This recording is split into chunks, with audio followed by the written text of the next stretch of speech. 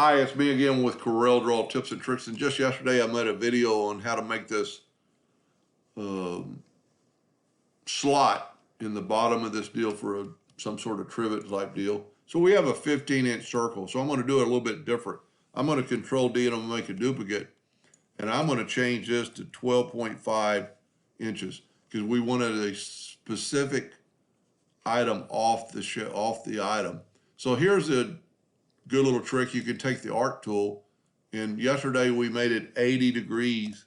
So now you have 80 degrees, and if we rotate that, and I don't think there's any math involved with this, but if we rotate it 130, we're to the bottom.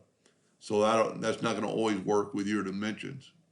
But now we'll take this line, and if you want the slot to be a 1/2 inch wide, now you have a 1/2 inch slot.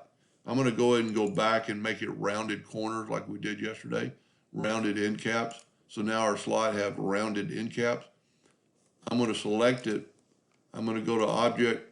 I'm going to convert the outline to an object. I'm going to left click, right click.